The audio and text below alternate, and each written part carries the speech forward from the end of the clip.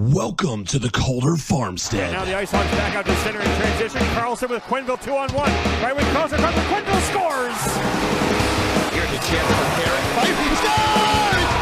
Off the face-off! Up in Zeminger. Pulled back to Werenski. Has it. Shoots one. Bounces off a man. 5 seconds left. Werenski. Another jam on the shot. Turning and firing. They go! Scores! They score! Now they catch each other. They both go right over the top.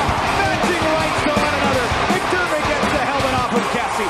And now with 9 minutes gone in overtime, the Bears breaking out right side with Bear. Looks like cutting to the net. Bear will score! And here are your hosts, Cece and Sean. Hello and greetings from the Mile High city of Denver, Colorado. And Vancouver Island. Oh, welcome to the Calder Farmstead Podcast, episode number 43 for Monday, July 12th, 2021. If you were hoping for a podcast featuring breakdowns on hydrogel agriculture technology, we are not going to be much help.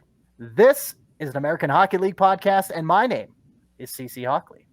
And I'm Sean O'Brien. And as always, we thank you for tuning in with us.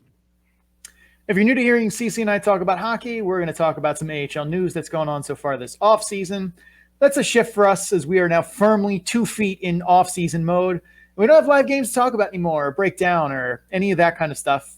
So we'll check in throughout the offseason to talk about the news, the signings, that kind of thing that's going on. Maybe we'll do some random deep dives into, what team needs a new jersey or a new logo update, which AHL mascot would win in a mascot cage match, those kinds of things. Until then, relax, shoot the off-season breeze with us. And quite literally for Sean, shooting the breeze there off of Vancouver Island for sure. But first and foremost, let's start with the worst kept secret in the NHL and the AHL real quick. Chicago Blackhawks organization getting the AHL Board of Governors approval to purchase the Rockford IceHogs. And what I found fascinating, Sean, is that the IceHogs were the one and only AHL franchise owned by a city government. They were owned by the city of Rockford. And I found that out doing a little research about which franchise the Vegas Golden Knights were going to purchase a couple seasons ago. And there were, at the time, 12 franchises that were independent from any NHL ownership. Now there's 10. There is less than a third of the AHL franchises because, the San Antonio Rampage got bought by Vegas, relocated to Henderson, and now the Rockford IceHogs, which I thought was going to be a prime candidate for Vegas to purchase, have now been purchased by the Chicago Blackhawks. And they've got a good working relationship, great proximity right there. So it makes sense. And like I said, worst kept secret, news broke in March about it. And now it's a done deal. So less than a third of the AHL teams left independent in the league. So just touching on that real quick. Do you think we will ever get a time in which all of them are owned by their NHL club? I'm not going to say all of them. No, I think, 25 plus years of autonomy for the Chicago Wolves. I think if all other teams get bought out, I can see the Wolves being the one left over independent, but I don't think we'll see a time. I think we might see a time where like 80 or 85% might get bought. I was surprised that Providence wasn't owned by the Boston Bruins. Yeah, Providence was a surprising one for me too. I think if there are ever going to be holdouts, like if I had to pick the last three, I would say Hershey, Chicago, and Syracuse. Yeah. I think those are, unless those teams basically just, start drawing 1,500 fans a night, I don't think there's any way those teams ever leave. So I think those are probably the safest. Outside of that, there's a world in which I could see, an NHL team making an offer. Like I'm really surprised the Bruins aren't, but then I remember the Bruins owner is awful. So that's not terribly surprising. They want autonomy from him. But I think we're going to see this slowly trickle away from the last few that are left. But I don't think that's necessarily a bad thing. I think a lot of cases, these teams, like they're owned by their NHL team, but like an independent company still basically runs the day-to-day and runs the business. Like right. The NHL team just wants the hockey ops stuff to be their own guys, their own people, and not have to do any kind of dances with a different ownership group about that. But like, they're not interested in marketing or ticket prices or any of that shit. Like they strictly just want this for a hockey ops thing. So like, even teams that are owned by their NHL club, by and large, still have local ownership. Like, because the NHL team just doesn't care. They don't care that if they have scoreboard ribbons around the arena or not. They don't care. They want to make sure their hockey ops stuff is taken care of and don't have to go through middle people. That's it. Well, and to kind of put a local spin on, of course, you go with what you're familiar with. The Colorado Eagles, not owned by the Colorado Avalanche, but the Avalanche have their fingerprints all over that organization in the first 3 years that they've been an AHL team and an AHL affiliate with the Colorado Avalanche.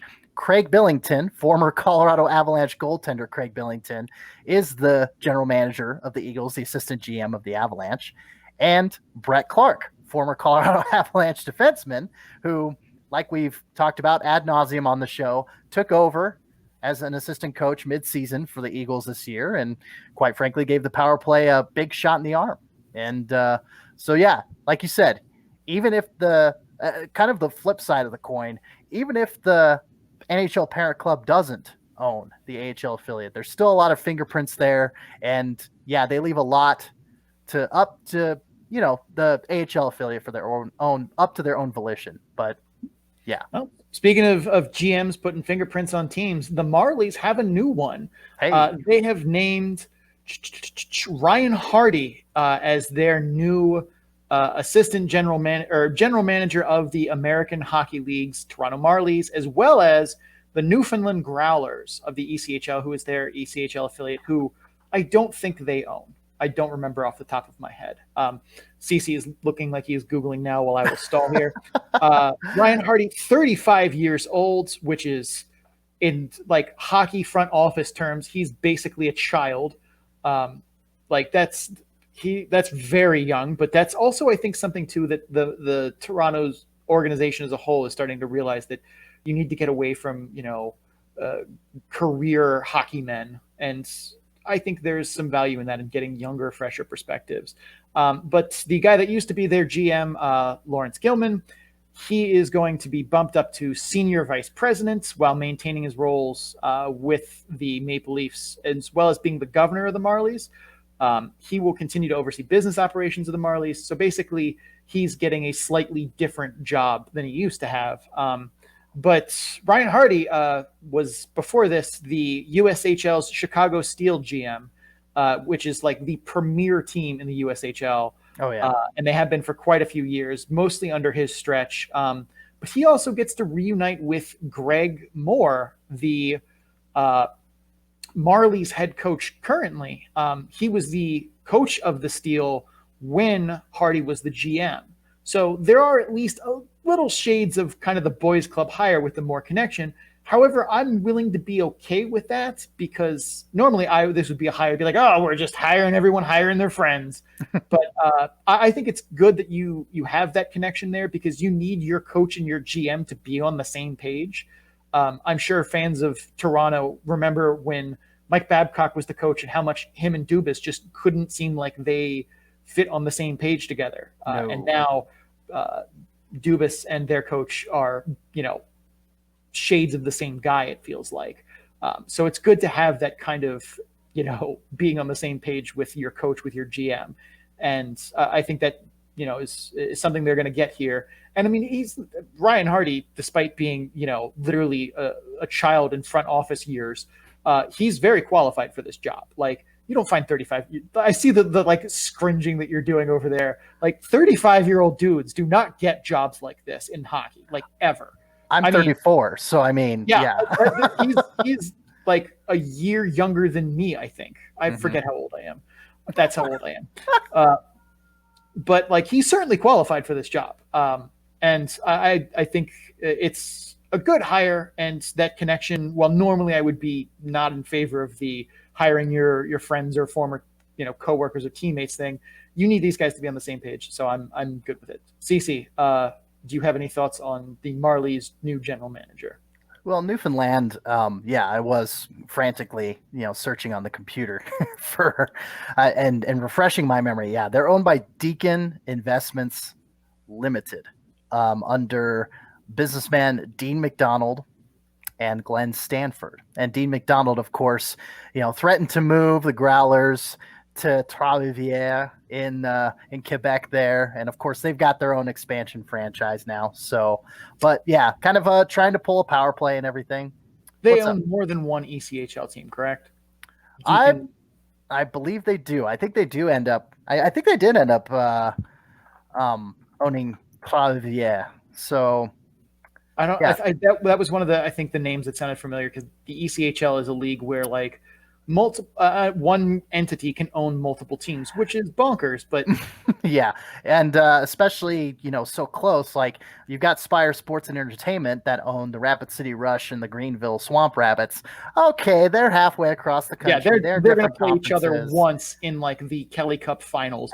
So maybe in 50, 100 years of hockey, maybe. But yeah, Deacon Investments Limited, Deacon Sports and Entertainment does own the Lions, the Trois-Rivières Lions, and the Newfoundland Growlers. Yeah, isn't that some shit? That should not be allowed to happen. No, but hey, minor league hockey, got to establish that stability some way, Sean. Got to do it. So anyway, yeah. It totally fits in with the zeitgeist of the Maple Leafs organization.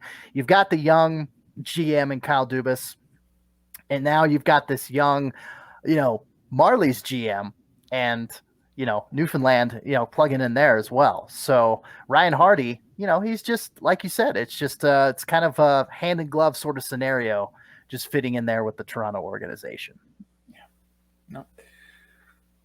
We do have another hire that was, I don't want to say a complete plot twist, but Cece, tell us about what's going on in the desert. Yeah, it was kind of it was a bit of a surprise, especially since this coach, got promoted to an assistant job in the middle of the NHL season, this past NHL regular season. And now he's reassuming his role after Steve Potvin took over for the Tucson Roadrunners. Now Jay Verity is returning to Tucson and returning to coach the Roadrunners. And no official word on the fate of Steve Potvin. Like I said, former head coach now bumping down to assistant. But according to what I've seen with official reports, all of the staff is returning. But I mean, I say official reports. By official, I mean a tweet from a verified account. So that's my official reporting right there. But hey, things could change. The narrative could change. Somebody could get bumped off that. But yeah, I mean, Jay Verity coming back to the Tucson Roadrunners. And it's not that surprising to me. What I imagined the conversation when Rick Tocchet got canned was, hey, we'd like you to come back and coach the AHL team. And he was like, all right, well, I'm going to go try and get me an NHL assistant job. And now that all of those are gone, and he clearly did not get hired for any of them, it was either that or, I guess you could take a lateral move and, be an AHL coach in a different city, in a different organization, or go to Europe or something. But like after, missing out on what I'm sure were assistant jobs elsewhere with, Seattle and stuff, and we'll get to that later. Like that's probably how this came about. It's not shocking that he didn't get retained as an assistant coach in Arizona because, a new head coach almost always means that he gets to choose his own ACs. So you don't see a lot of assistant coaches stay for a new regime change unless it is literally a promotion from within. And sometimes not even then. Video coaches tend to stick around. Goalie coaches usually stay on, but assistant coaches, usually if the head guy gets fired, you're getting got to. Now, I've also not terribly surprised, but I've got an established track record on the podcast of giving guys a lot of room to basically write off 2021 season. The 2021 season is like there were a lot of weird circumstances. We didn't play a lot of games. We didn't play a lot of opponents. Taxi squads, that kind of thing. But Steve Potvin's performance as head coach this season really was not good. I mean, the Roadrunners were a pretty talented team on paper, and they underperformed. But it's not so much that they underperformed and you could just point at all of the other things that went wrong, but they were wildly inconsistent, which is not a good mark from a coaching perspective. like you also had some prospects that took some strides forward, but like it's hard to say anyone made really big strides from where they were from what we saw in February. But like if I were them and seeing that performance, I would have been very okay with just the like, yeah, let's bring back the guy that did so well for us, like for 2 years, the last couple of years, and pretend that Steve Potvin just, that didn't happen. Yeah. Like we like him as an assistant coach, but yeah, I can see why Tucson was uncomfortable, not, keeping Steve Potvin in the driver's seat. So that's, I would have given him a pass. Like I'm perfectly fine with that, but I can definitely see how Tucson was not okay with that, or the Coyotes organization was not okay with what happened there. So, well, and honestly, Sean, like you look at 2019-20, God, it feels like 5 years have passed, and it's only been a year and a half between 2020 and 2021. But 1920 go into March 2020, and I almost said 2021. Sorry, you go into March 2020. And Tucson is at the top of the Pacific Division once play stops, once COVID-19 really reared its ugly head and the global pandemic became a thing. Now you look at this season in Tucson, I believe they were 6th out of 7th in the AHL standings. So, and yeah, I mean, like we've talked about with Brett Farah, the Tucson local correspondent that covers the team so diligently, they are just all over the map. And when one of your prospects, I believe it was Michael Bunting, when he goes up to Arizona and scores a hat trick in his first game up, it's like the chains have been removed. I am unfettered from this coaching system.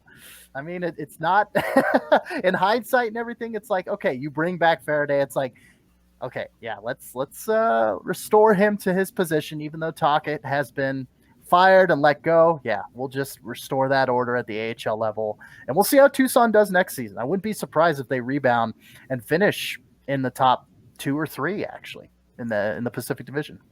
I mean, I'm not going to give away our preview yet either before they even have 3/4 of a roster assembled, but right. I could see that too. Like they were a team that on paper had talent. I don't know if I would call Michael Bunting a prospect at his age, but a guy that got called up that managed to stick. Yeah, sure. Sure. I mean, it's hockey's such a random sport. Anyway, it really is. In terms of coaches that did perform well last year, Pascal Vincent gets an NHL assistant coaching job.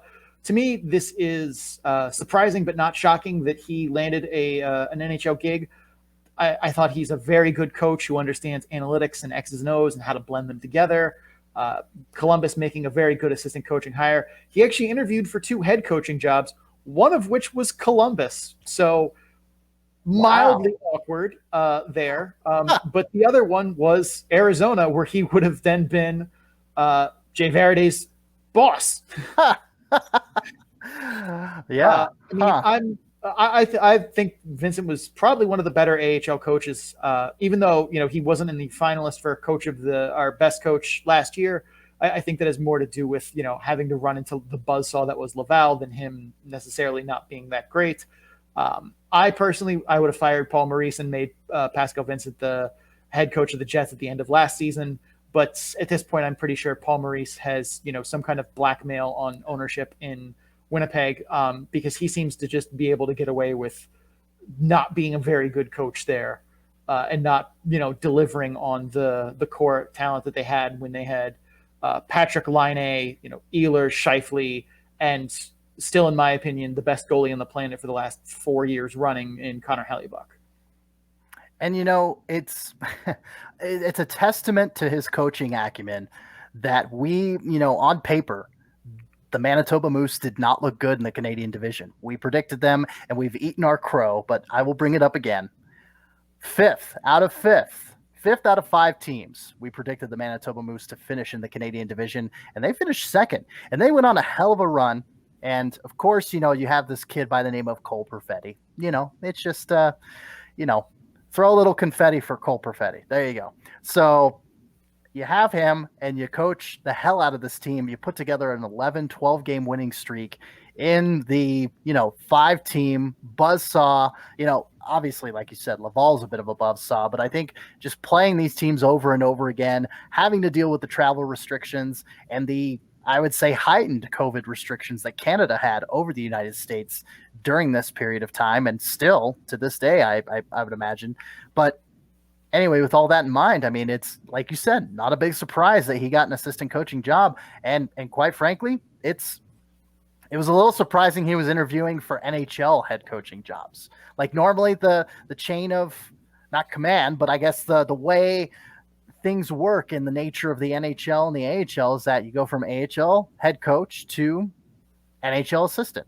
Like that's kind of how that's what Rocky Thompson did after coaching the Chicago Wolves and heading over to San Jose, like before the Vegas affiliation switched over to Henderson. So that's kind of the natural flow of things. So the only time you really see that change is if it's a promotion from the same organization that you get to make the big jump from AHL head coach to NHL head coach.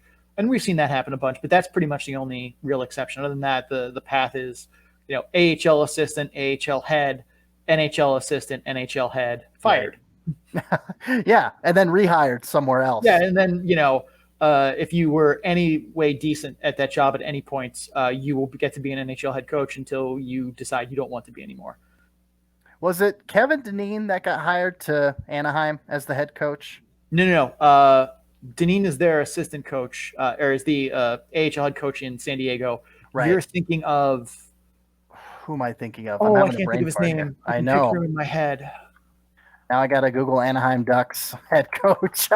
Oh, I can't think of it. Dallas Aikens. Dallas Aikens. Thank you. Yeah. Because Dineen, he's still down with San Diego, correct? Yep. And I've got to imagine he's going to get an NHL job again at some point. Like, right. He's taken the path, I think, to being an NHL coach that you should take, which is, you get fired from your NHL job. You go back to the AHL, you go back to being an assistant, you kind of try and analyze your mistakes instead of jumping right back into another head coaching job. You kind of retool, rediscover some things, fix some things, and then you work your way back up the ladder again. But that was still Pascal Vincent, very good hire, I think, by Columbus there. Not the only AHL guy that got plucked to Columbus in a much different feeling hire. CC, tell us about Sylvain Lefebvre. All right, Sylvain Lefebvre. Speaking of San Diego, he goes from the goals, say that 10 times fast, and gets hired as an assistant in Columbus as well. So, like you said, Sean, it was kind of much more surprising than shocking. He's got NHL assistant coaching experience, but that was a while ago, and those Avs teams were not good. I mean, my memories of Lefebvre from the Avs were when he was a player and when the team was really good in the late 90s for sure. But yeah, I believe he was with the team from 95 to 99. And so, yeah, but his assistant coaching experience with Colorado, so has some AHL head coaching experience, but those teams were rather bad as well. Looking at you, Laval Rocket in the beginning of those days when Laval was just cutting their teeth. So, yeah, I mean, the goals have been successful recently with him there, but why not shoot for Kevin Dineen? Why not shoot for, for his spot there in the head coaching slot there in San Diego? But, Brad Larson and him are good friends though, which, definitely helps. Yeah, it does. I don't think it's a bad hire necessarily. It is surprising though, is like looking at his coaching resume, you're like, yeah, that's fine, but that's the guy you're plucking from an AHL assistant job to an NHL assistant job. Like, okay. He said a lot of good things in the presser so far, a lot of interesting insight. So like, I don't think he's necessarily a bad coach, but the fact that in 13 years of coaching, his team has only posted a winning record in 3 of them, that's concerning, to say the least. But Columbus, Columbus, I still think they're getting a decent coach there. I'm not going to I don't like the hiring your friend thing, though. That is something I will always not be a fan of. And in this case, there isn't that like, oh, but guys need to be on the same, like you need assistant coaches that'll challenge you and do things differently than you. So I think being slightly off the same page is perfectly acceptable. But I would at least say there are some flags to overlook here, I think, that would make me uncomfortable as a fan of that team. So something at least to think about. Speaking of assistant coaches getting hired that make me feel uncomfortable, Alex Tanguay goes from Iowa as an assistant coach to Detroit. Spent the last 2 years as an assistant coach in the AHL with the Iowa Wild. He was in charge of their forwards and power play. He was on the Colorado Avalanche in their Stanley Cup championship team in 2001. Another former Av, yeah. Was there through the kind of waning parts of the Red Wings Avalanche war. And him getting hired in Detroit has certainly got a lot of Avs fans feeling some things about this. Cece, let's talk about that first. As an Avalanche subscriber, if you will, is it going to be weird to see Alex Tanguay be the first guy to kind of cross the line there and get hired by the Red Wings after being part of that very hated rivalry in the mid to late 90s and early 2000s? Yeah, it is a little strange, especially those that grew up watching Avalanche hockey and watching, Tanguay and the Avs butt heads against the Detroit Red Wings back in the early 2000s like they did. But the rivalry obviously has simmered, quite considerably since then. But Avs fans on social media are still, giving their 2 cents, and they're saying, hey, this is weird. He's stabbing the Avs in the back, but it's like they kind of felt the same way when he went to the Iowa Wild, because the Avs have, a very fervent rivalry now with the Minnesota Wild. Maybe not as incendiary as it was with Colorado and Detroit, not nearly that level. But when the Wild come to town, you see Twitter cooking. And you see the fans getting excited, and you can hear it in the building, So he had one knock against him going to Iowa. It's like, Minnesota Wild's farm team, nah. And then you have him going to Detroit, and it stirs up a little bit of nostalgic feelings and maybe a little betrayal in the hearts of the longtime Avs fans. But that was then. This is now. Alex Tanguay joining the Detroit Red Wings coaching staff, as odd as that may sound. It's looking at his resume too. He has 2 years of coaching coaching experience in the AHL, and to me, that's not enough. Like, I was not a fan of this hire. I think Tanguay could work out for them, but seeing 2 years of coaching experience at the AHL level as an assistant, I don't think that's a good guy to be plucking. His intro presser was weird too. You heard Jeff Blashill sound more like he'd be doing a lot of individual skill development, which isn't something you hear about from like assistant coaches. Yes, they do that. They work with individuals and do skill drills and try and get them better. But that's also primarily something you see with the skills coaches and the developmental staff. Like, assistant coaches are thought of more as doing special teams, coaching forwards or defensemen as a unit, and focusing on their tactics and execution and not necessarily individual skills. He's also really touted for having such a good job from Iowa's power play in 1920 when they had, Sam Annis and Jerry Mayhew and just a loaded team up front. Right. They don't mention the Iowa power play that he coached this past year, which was literally dead last in the AHL at 13.9% and at times was bad. Oof. So I thought that was just a fun little omission that 50% of his coaching years, he coached the worst power play in the AHL. Why not hire him as a player development coach? Why not? That was something that I felt like would have made a lot more sense to me, is him being brought on in a player development role. But it's a head scratcher. This one was a weird one and felt very I know they had an opening, and because Dan Bilesma decided to part ways with the Red Wings, get fired. But this felt very much like a reach from the pool of guys that were available. Because I'm sure if they would have offered it to Jay Verity, he'd have said yes. Mm-hmm. They'd have offered it to, they might have offered to Pascal Vincent. But like there are other guys they could have got for this job. There are other talented AHL coaches that could have filled that role for them that have a better resume. Cough, Kevin Dineen, cough. Mm-hmm. Or, I mean, Jay Leach, maybe? Spencer Carberry getting that shot. What about Jay Leach? Yeah, I sense the transition coming. Yeah, it felt very weird. Jay Leach, though, was at least available for a short period of time, wasn't he, CC? Yes, he was. Yes, he was. And you talk about an available coach and a worthy coach to come up to the NHL ranks as an assistant. Well, Seattle got Kraken, and they hired Jay Leach as an assistant coach. Yeah. I'm sorry, Sean. Sean has a very pained look on his face if you're listening in audio format, and my puns never take an off season.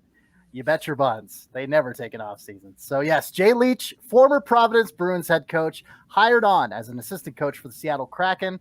And quite a few points. I mean, Sean, you were saying that Jay Leach was going to get some NHL calls. Thought he'd be, thought it would be a little further down the line a bit. But I mean, when Providence, with what he's doing there and the success that Providence has had, I mean, it was only a matter of time before he got the call at the NHL level. But, you thought that it was going to come down the line a little bit.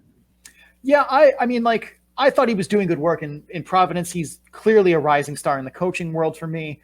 I would have thought he'd have been in Providence as the head coach like a little while longer, like maybe a season or two more. And then he'd be getting, interview requests and stuff. Like, I'm still totally fine with this hire. I think it's great.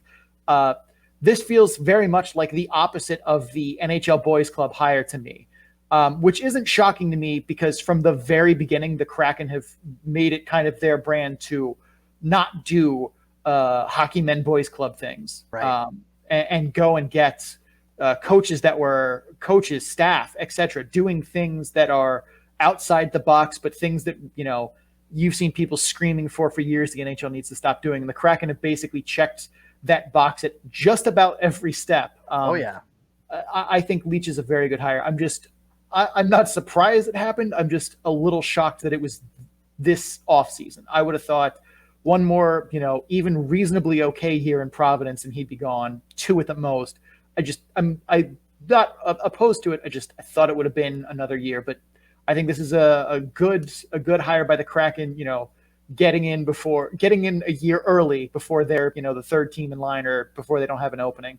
But interesting that, as I just beat the drum of the Kraken not doing, boys club things, then they turn and kind of do at least a somewhat boys club thing. They need an AHL affiliate for this year.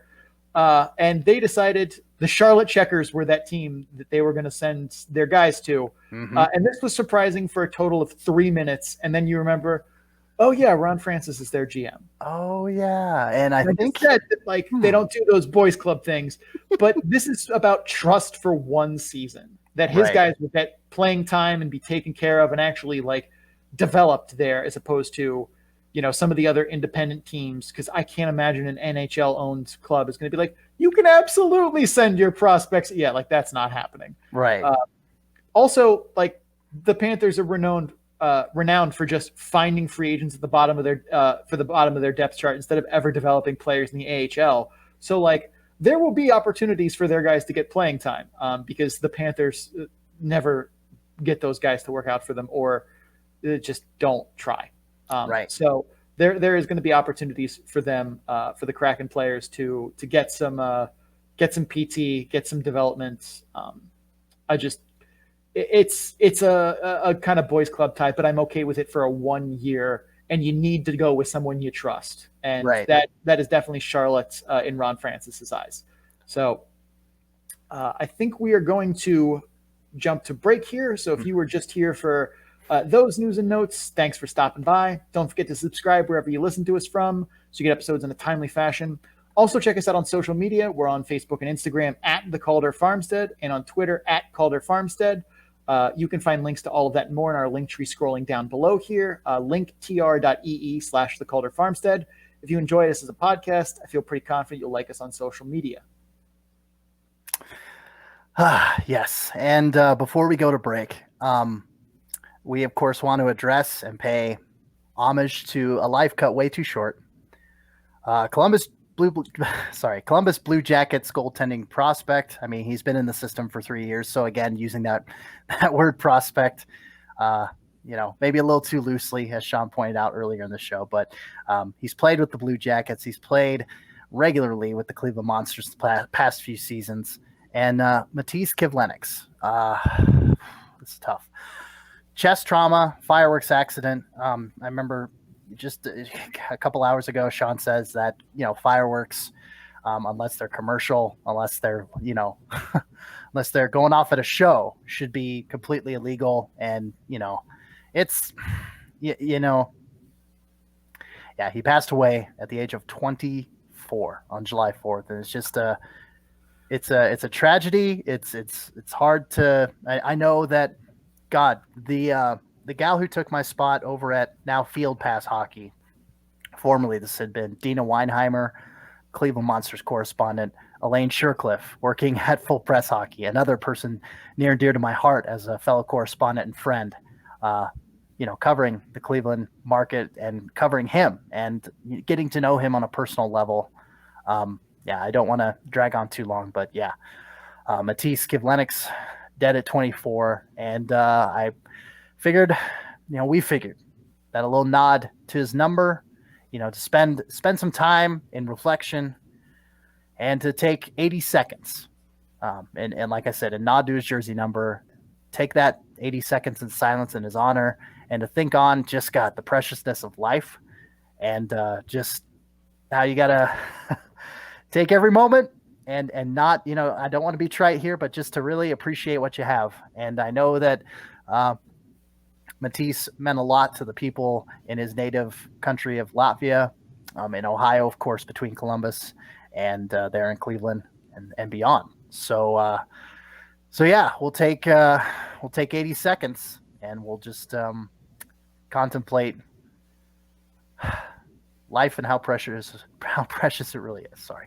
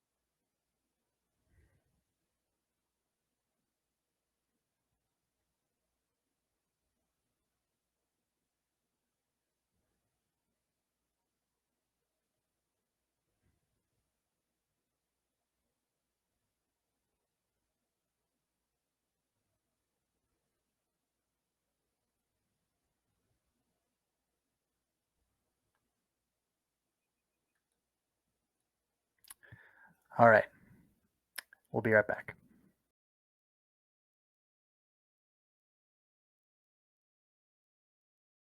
Okay, coming back in from the break. Let's go into off-season signings and re-signings. Some notable ones that we've noticed thus far. NHL free agency coming down the pike. We'll get to that here in a second. But first and foremost, Sean, Cale Morris, all hail Cale, there in Rockford, re-signing with the Ice Hogs on a 1-year deal, I believe. So, yeah, Cale Morris, tell us, he impressed in the, limited starts that we saw him in. I believe he only started, 8 games or something like that? It was not a whole lot, which was somewhat due to injury, which we kind of figured out later in the season, not because anyone ever gives us any fun information on that, because of course the AHL is literally just the last bastion of don't tell me who's hurt ever. Hopefully that will be changing soon, but Cale Morris played a grand total of 7, actually. 7 games. Yeah. Goals saved above average per 60 of .702. Did not have a very good defensive environment. His defensive environment graded at a 49.7, which is not good. The fact that he had such good results in there was really significant. Only 7 games though, so I'm not going to go crazy on him, but the things I saw from him in the net were good. I saw a lot of good technique, a lot of things that gave me hopeful that he can be the starting goalie for them next season. Was certainly someone that has potential, is still fairly young, and hopefully whatever injury assailed him last year is in the past, and he can claim his rightful place as the Ice Hogs starting goaltender, because man, did no one else look good there last year. And that's partly on the talent that they put in front of him and partly on the talent in the goaltending room. But we might be changing the hashtag next year from Free Brian Pinot to Free Cale Morris if he is, for some reason, not the starter in Rockford next year. There's absolutely no reason why he shouldn't be, in my humble opinion, as well. So we go from Illinois over to the Golden State in California, and this was announced in a trifecta of re-signing announcements. But Adam Johnson, one of the 3 that was announced, and not a big surprise here, right, Shawnee? No, not a surprise. I mean, at least not for me. I thought he was one of the best forwards for them down the stretch. He performed very well in Ontario. He's been a consistent guy in the top 6 for pretty much his entire career. He did really well there. 0.398 point shares offensively, 0.425 defensively. Finished the season in the 57th percentile, as in graded as a third line forward. But I'll be honest with you, he was, I think, a little bit better. I'm surprised the model was that low on him. Mm-hmm. He was good for Wilkes-Barre Scranton. Really seemed to find his game in Ontario with the Reign last season.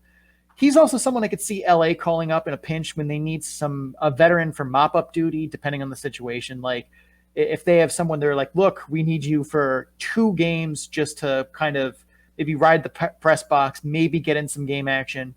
We don't see the use in calling up like one of our rookies or many prospects that we actually think will become regular NHLers. This is just a spot for you to, get an NHL paycheck or 2 and do you a good turn. I think I could see him being that guy for the Kings.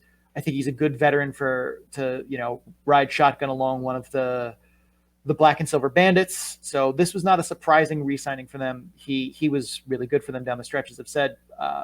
So good signing for Ontario. I like it a lot. Yeah. Kings also re-signing, Captain Brett Sutter as well, and Jacob Doty. I had a bit of a brain fart and couldn't remember the other 2 that were announced alongside Adam Johnson. So figured I'd throw that in there. But what's that? Less significant guys for me. For sure. But very significant guy over there in Lehigh Valley. Did you know this guy has a brother in the NHL? What? Cal O'Reilly. Yes. He has. How long have you been sitting on this information? You know what? Breaking news. But I digress. Obviously, in jest there, Kyle O'Reilly coming back to the Lehigh Phantoms. And this one, a bit more of a surprise, right? I mean, a little bit, mostly just because I thought he would, at some point, Father Time is going to catch him. But 1.214 point shares offensively, 0.574 defensively, finished in the 65th percentile as a second line forward. He's clearly not the player he used to be, but that's okay, as he still has like Matt Molson, across the way from him in the Lehigh Valley Hershey rivalry. He's a veteran that still has, something left to give. I was only surprised he seems to be kind of the token veteran of what you're looking for in a veteran player who kind of bounces around year to year. So from that aspect, it was a little shocking to see Lehigh Valley retain him, just because that doesn't seem to be his MO too much anymore. He likes to, get a new tracksuit every season. But very good signing from them. I was a little surprised. I thought maybe after crossing the 500 assist threshold, the 10th all time in assists in the AHL, that he'd be like, all right, that's a good stopping point for me. but he clearly still has something left in the tank. I think he showed that last season. But he's a good asset for them too, as he can feed pucks to all of the Utes in Lehigh Valley. But good signing for Lehigh Valley there. Just at least a smidge on the surprising side. Maybe going the Matt Molson route. Just going to keep playing until, the wheels fall off into his, and we haven't heard about that yet. We'll see if Molson re-signs there in Hershey, but yeah. I would imagine he probably will. Probably. So speaking of leadership on the ice, Cole Schneider, captain for the Texas Stars this past season, re-signing with the Milwaukee Admirals. Not a big surprise, especially since the Ads decided to be one of 3 teams in the AHL to call it off for the 2021 season. But second tour of duty in Milwaukee, and he has been a top 6 forward consistently across his career in the AHL. Great pickup to return to Milwaukee. Great pickup for the Ads. Yeah, absolutely. Especially too for them, like he was a big part of holding the wheels together for that team when the top, kid line wasn't getting it done. Cole Schneider, 2.163 offensive point shares, 0.495 defensive point shares, good for the 77th percentile and a second line forward grade from the model. Very good numbers. He's, like you said, been consistently a top 6 forward throughout his career in the AHL. So he is someone that you can just set to top 6 production and forget it. He's someone too that I think he can still be a play driver 5-on-5 if he gets, somewhat decent line mates. Like, I don't think he's a guy that can carry anchors around for 17, 18 minutes a night and still produce, but he can bring along some guys that are maybe not quite up to speed and still have good results. So that's something I think that has a lot of value. Second tour of duty in Milwaukee, like you said. So if nothing else, he can be a good veteran for guys the Predators send to them. Should they have good prospects to send, hopefully, as they manage to draft it a little bit better. There aren't too many guys in their system, I feel like, right now that are those 19 and 20-year-old guys coming up that are like, that's a hot prospect. It seems like most of their guys are either going to be in Nashville next year with 2 full feet, guys like Eli Tolvanen and others that just that they don't have like that next wave of guys that I can think of off the top of my head. But regardless, very good signing by them. Remind me, Tomasino and Bach, Dominic Bach, are they Nashville? I can't remember. They are Nashville. But yeah. I believe Tomasino. Tomasino, I'm pretty sure, has to go back to juniors next year. No, I don't remember how old Tomasino is. CC, Google while I stall. Bach, I'm pretty sure. I know a lot of their younger guys, I think, have to go back to juniors, so they may not be there. The other thing too is like Tomasino should not be in the AHL next year if he's eligible. He good, and yes, he should be finding his way into Nashville's bottom lines somewhere, if nothing else. Like I think he should be like a 3rd-line scoring guy in the NHL right now. I was surprised they kept him all year. He's 19, but he's turning 20 on the 28th of July. Does he have 4 years of OHL? He has 4 years of OHL. He played with Niagara for 3 seasons and Oshawa for 1 season. So he should be out of the woods for his junior eligibility. God forbid that stupid agreement that stays intact. It shouldn't. That's dumb. It's not the NHL's job to make sure the OHL has stars to market. And Dominic Bach is 21. So, I mean, Cole Schneider, I think, would be a ship that lifts, a body of water that lifts all ships coming into Milwaukee like that. So. Bach is someone that needs some more seasoning too. Mm-hmm. I guess I could see him. I don't think of as being as sexy of a prospect, but he should pan out to be an NHL guy, but he needs a little more seasoning still. But yeah, Tomasino doesn't belong in the AHL. Up next, we got Danik Martel signs an AHL deal with the Laval Rocket. Mm-hmm. He managed to be one of the only regularly producing skaters on the Binghamton Devils last season. I don't think of him as being a play driver, though. Real quick analytic numbers for him. Martel. as I stall, Cece, give me some Martell details while I pull up this. Hey, Martell. I mean, he's a 4-time 20-goal scorer at the AHL level. So that is a solid get for the Laval Rocket. And again, another local tie. Alexander Fortan, moving on from the Colorado Eagles to sign with the Laval Rocket as well. It seems like Laval is really announcing a lot of guys that are. It feels like, yeah, they've re-signed some guys, but they are the most active AHL team thus far in regards to bringing Quebecois players, especially, over from former teams to the Laval Rocket.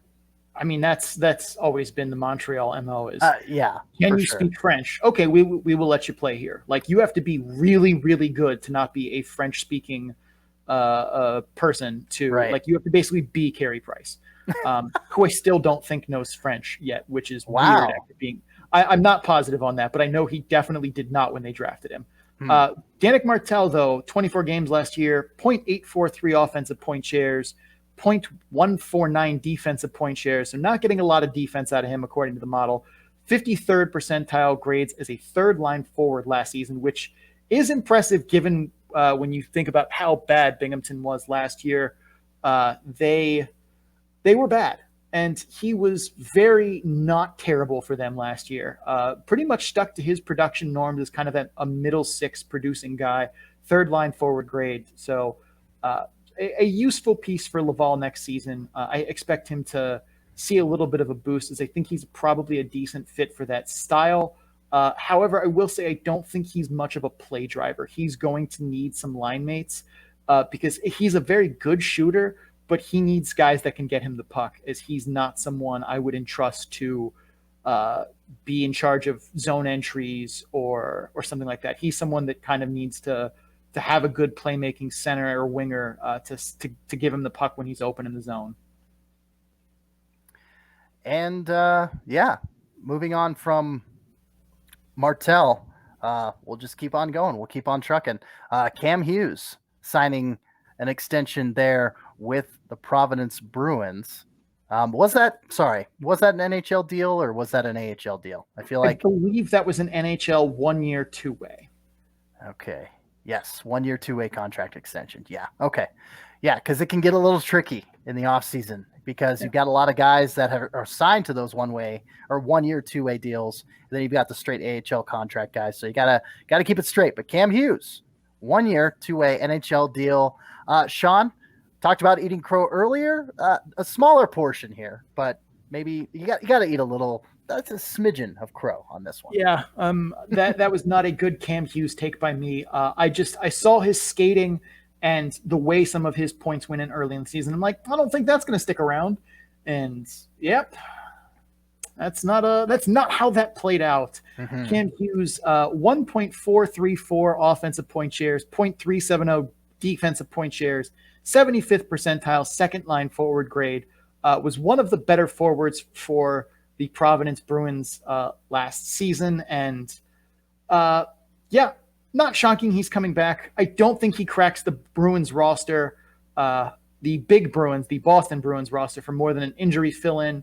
I still think the speed of the NHL game is probably too much for him. He's not a terrible skater, but is definitely below average in terms of NHL foot speed. You could be slower and be a great NHL player. Mark Stone comes to mind. But I don't think Cam Hughes' skills are up to the caliber of being able to compensate for slow foot speed in the NHL as Stone's are. But in terms of AHL play, he made a solid case for being a top-line AHLer last year.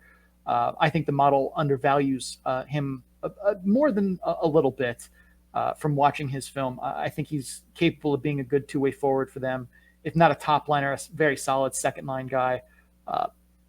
And he did very well at finding guys in space last season, which was not something that I would have expected seeing him prior to last season. But he performed a lot better than I thought he was going to.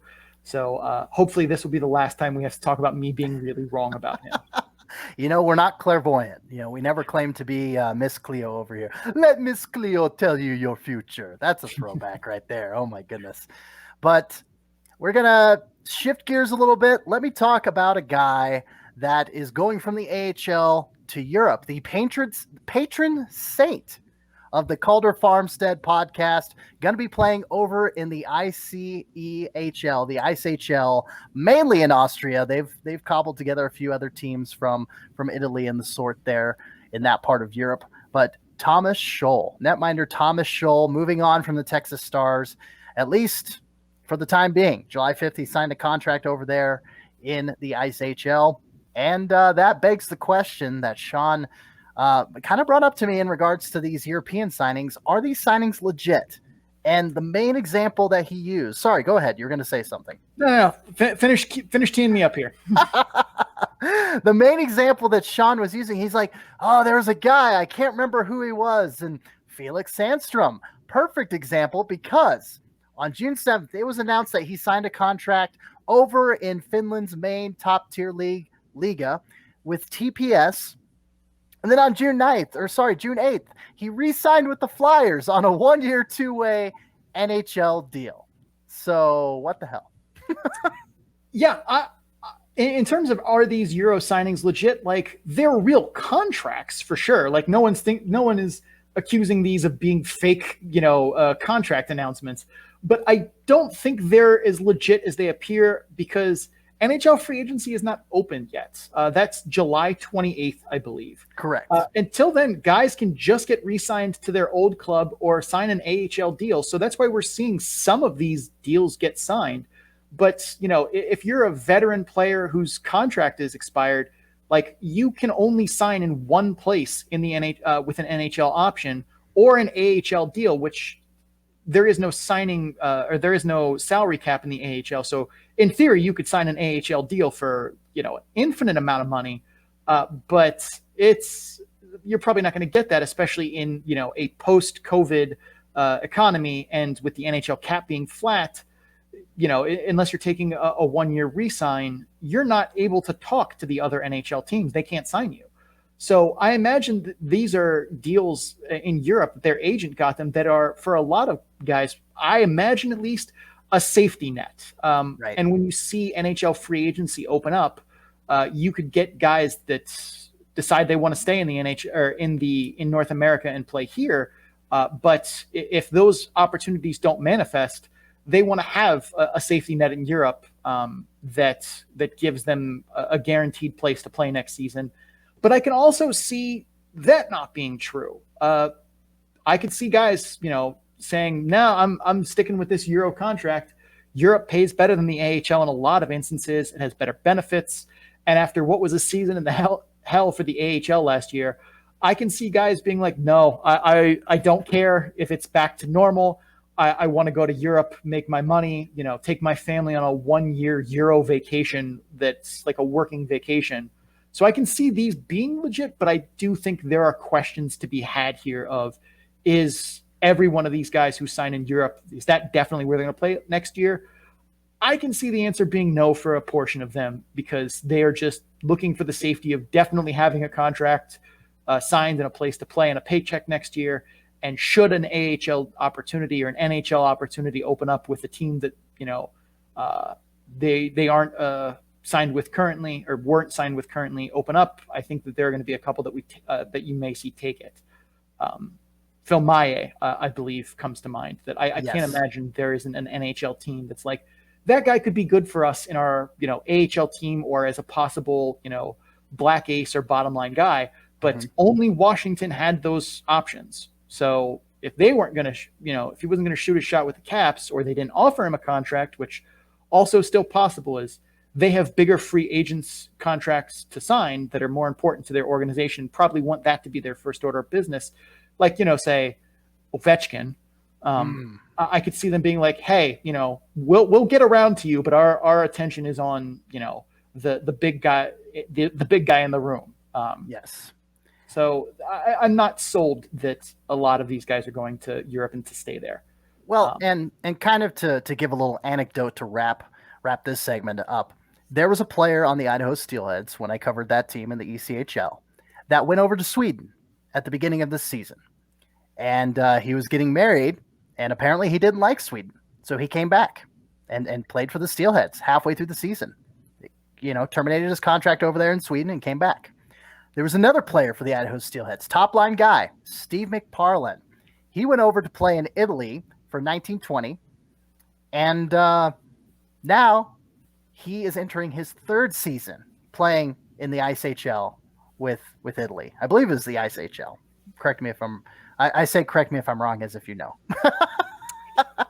But he was playing in Italy for a couple seasons. He went to another team there in northern Italy. So it could go either way. I mean, really, a lot of these European contracts, like you said, job security, better pay, European vacation for some folks. But a lot of guys, the language barrier is a problem. The culture can be, it could be a clash with cultures. And what was that? I mean, it's a different culture. It's a different, a lot of things are not the same here. And I remember waking up at 3 a.m. to watch an NFL game, and that's probably going to be kind of crappy for guys. So, yeah. Yep. Well, that'll do it right now for the signings and re-signings that we've covered. But in our next segment, we'll take a quick break. We had some breaking news on Friday that definitely rattled Sean and I. We had to we had to come back and regroup and be like, okay, we have to talk about this episode. We would be very much remiss if we didn't. So stay tuned. If this is your jumping off point, actually, we prefer it not be, because this is huge news. But of course, subscribe to our social media accounts on Facebook and Instagram at the Calder Farmstead, over there on Twitter at Calder Farmstead. Again, we bring you quality hockey content analysis, but we also bring the memes. So go check us out on those social media platforms. But hey, we recommend highly that you stay tuned to this next segment. Big coaching news, big coaching change. We'll be right back.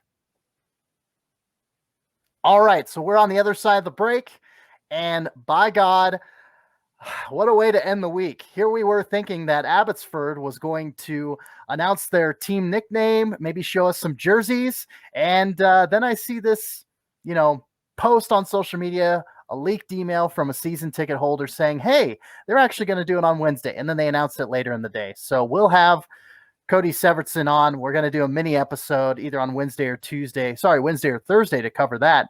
But Sean, I sent this to you and the world was collapsing. Nothing made sense. We were in the upside down, and we're still in the upside down, because on Friday, July 9th, the Anaheim Ducks decided to bring in Joel Bouchard from the Laval Rocket to coach the San Diego Gulls, which we were, it was a foregone conclusion that Kevin Dineen was going to get a contract extension because we were coming out of a COVID year.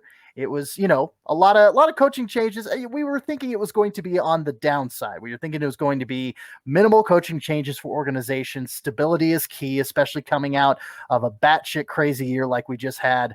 And no, San Diego swings for the fences. They bring in Joel Bouchard, but Sean, as you were saying, it's kind of maybe a 1-for-1 trade going from Kevin Dineen to Joel Bouchard. Even with that past success, Bouchard coaching the Rocket for the past 3 seasons, moving down to sunny San Diego to take over the Gulls head coaching job. And Sean, I just have one question for you. It's a head scratcher. Why do the Gulls make this move? I mean, well, I guess, I'm getting ahead of myself. Let's start with Montreal. Let's start with Laval. That puts them in a position. They let the Montreal native, Montreal and Laval, have been known. They have been, their reputation precedes them in regards to hiring Quebecois for their head coaching and even their assistant coaching positions. Lots of players. I mean, even back in the day, players played for Quebec, players played for Montreal because they were from that province. And now we have a head coach of the Laval Rocket leaving the organization after him coming from, he's a Montreal native. He's from Montreal, Quebec, and you let him walk. How in the hell does that happen? That's the most baffling thing to me, because Montreal imposes that their coaches need to be not necessarily Quebecois, but they need to speak French. Yes, even if they're not from the region. And to some extent that does make sense, because you need your coach to be able to do media things in the languages that are spoken in the province, which is largely English and French. You can't, it's just not going to work, that relationship, the coach and the media, the coach and the fans, whatever, if he can't understand, French. Fine, I understand that. But you had a guy who was by everyone's account, doing a good job developing prospects, getting that team. I say everyone's account, almost everyone's account. There have been some guys who have said that he's too no nonsense, too tough, too old school in that sense. But those have been very few and far between. His results on the ice have been trying the first year. The second one, I think, showed a lot of signs of improvement. And then in the the COVID Cup, basically, he was fantastic. That team was amazing. Mm-hmm. And that really set him apart. It was because that team on paper should not have been that amazing. And he got them to just buy in and really crack down and do great things, as well as developing guys to the NHL level. Like, you can't look at me and say that Jake Evans isn't in the NHL playing for the Canadiens because of anything besides Joel Bouchard got him there. Mm-hmm. Like that's I think unquestioning. And to have quite a few other guys, like he has Ryan Poehling looking like an NHL player again. That's something that I think quite a few fans had thrown him aside as, well, he's bust, time to move on. And he's looked much more like a polished NHL player under Joel Bouchard in the last, season and a half. Like, those are big gets for him and feathers in his cap as a coach. Not to mention, he speaks French, is from the region. He checks every box you could ever want for a Laval Rocket head coach and future, coach in your pipeline as the Montreal Canadiens. And they let him go somehow. Like, this is an insane misstep that is complete. Like, I understand, he maybe wanted to test free agency, try to see, if he could sneak into an NHL job. But according to an article I read that I had to translate from French that has quotes from him, mm-hmm. he had job offers to come back as Laval's coach and to be Dominic Ducharme's assistant coach in Montreal. And he left anyway. Huh. And all I have to say is, if you're Montreal, you are one of the few clubs in the NHL that has big boy money. You have big boy money. You have big boy resources. You should not be losing personnel in lateral moves ever. No. Whatever San Diego offered him, whatever Anaheim offered him, you should have been like, we'll give you that plus 15%, plus a personal assistant and a take-home car, because they're Montreal and their bank account just reads $ numbers. Like, it's not even real. And they lost a very good coaching prospect to Anaheim. And that should be unacceptable. Like, that shouldn't be a fireable offense for Marc Bergeron, because he's been fucking cruising past fireable offenses for a long time in that organization, in my opinion. But like, this should take a lot of the shine off of him that Carey Price carried him to this offseason. Well, and the only thing I can think of, Sean, the scenario that comes to my mind is that Montreal, offered him both the head coaching and assistant coaching position in whatever order, gave him that money dollar amount.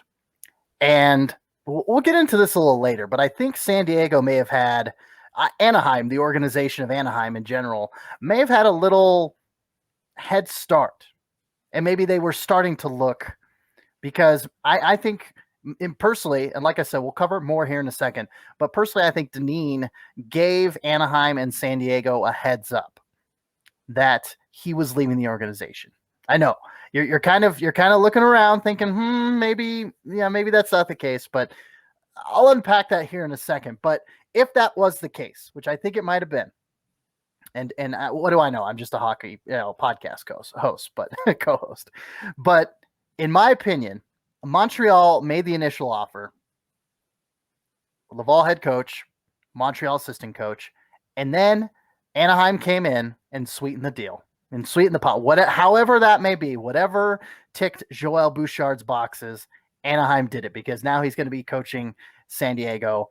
And yeah, I mean, anything else to say on the Montreal aspect and the Laval aspect of this? I mean, we could look at the head coaching candidates for Laval. I mean, unless you want to let's go back a little bit. Second, I mean, okay. I imagine their coaching search is going to be head coaches from the Q and like Marc Bergeron's best man at his wedding. But like, in serious though, like, no matter what happened, this is still like, you can't convince me otherwise that this is not a failing from the Montreal organization here. Like, there is nothing Anaheim should have been able to offer him or to like, handshake deal under the table offer him that Montreal couldn't.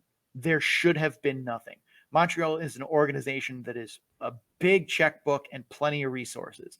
They should not be getting outbid by Anaheim, who is still a solid organization with good resources, but they are not Montreal. Like Montreal plays in a very small field in terms of who has the amount of dollars and resources that can compete with Montreal. Right. Basically, Toronto, Vancouver, the Rangers, and that's probably it. Maybe Chicago in their peak, but probably not right now. Like nobody else is pulling those dollars in and has the resources and the money they can. Where they just be like, yeah, we don't care. We can spend money on whatever because we make $1 billion a year because our fan base is huge and diehard. Like, right. This is still on that aspect of failing of Montreal. Like there is no other way to look at this. In terms of guys who might be, on the short list here, CC, bring some of those guys up. Let's talk about them a little bit. Yes. Yeah. Let's talk about those guys. One of the names, again, kind of the same, like you mentioned earlier, coming up from the QMJHL. Got to slow that down. Don't want to mess that up, but the Q, we'll say that for short.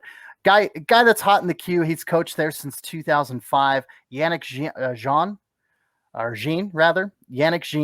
He's been a head coach there in the QMJHL since 2005. So he's definitely on the radar as somebody that could go the Joël Bouchard route and come from the QMJHL and coach at the AHL level as a head coach. Alex Burrows, I mean, that's not, he doesn't have a whole lot of coaching experience. He's only been an assistant coach for 3 years, and 2 of those years were in the AHL, and this most recent season was in Montreal as an assistant coach. The last but not least, he's been a former NHL head coach, but he also was Montreal's then AHL affiliate head coach of the Hamilton Bulldogs back in 2009, 2010. And I'm talking about Guy Boucher. So, yeah. That one I don't like. He's been out of coaching. He's been out of coaching. Good coach, don't get me wrong, but like, I don't think of him as doing good in that role just because I know the system they're going to play and it's not what Montreal does. Like, I don't think that would be a good spot for him. One you didn't name that I'm going to throw out there straight up as a curveball because I've heard the words that he wants to get back into coaching and very much fits with the organization. Patrick Waugh. Okay. Now, the one reason I think Burrows is not like Yannick Jean is, I think, a good choice. Head coach of the Q, very much fits the profile. Burrows, I don't think is much for just because of he doesn't have the resume. But then again, we saw Alex Tanguay get hired as an NHL assistant with a much shadier resume. Yeah. I don't think Burrows should be given that spot, but it's entirely possible that he is. But I think Patrick Waugh, if he would take coaching in the AHL, like I could see a world in which Patrick Waugh is no NHL head coach or nothing, but I think that would be a very interesting spot to maybe slide in Patrick Waugh there as a head coach for the Laval Rocket. I think that would be A, good for the Montreal brand. B, despite my misgivings for him as a coach, I think he could do good there. And C, he's openly said that he wants to get back in the game, the coaching game. So this could be a spot for him. Well, and you want to talk about a guy with, Q coaching experience.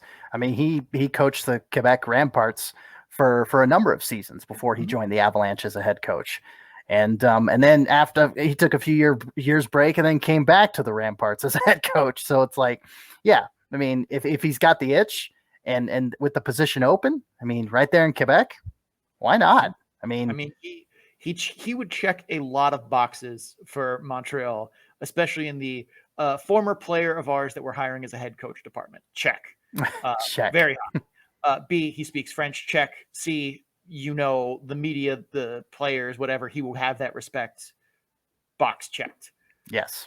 In terms of caliber of coach, is he a good enough caliber coach for the resume that he has to be an AHL head coach? I would say yes. I wouldn't be jumping up and down hiring him given the stuff that he's done in the past, but I wouldn't be against it. Like, I think this is a good chance for both the organization and Patrick Waugh in this spot as a proving ground, but literally the only person that is saying that name that I've heard is me. So either I'm going to be, the guy who called Patrick Waugh for this job, or I'm the only one saying it because the only person who's talking about it is me. Both are possible. 50. And if it comes to fruition, you heard it here first. That'll be a first for the Calder Farmstead, and that would be pretty neat if I would say so myself. With absolutely no contacts, breaking news.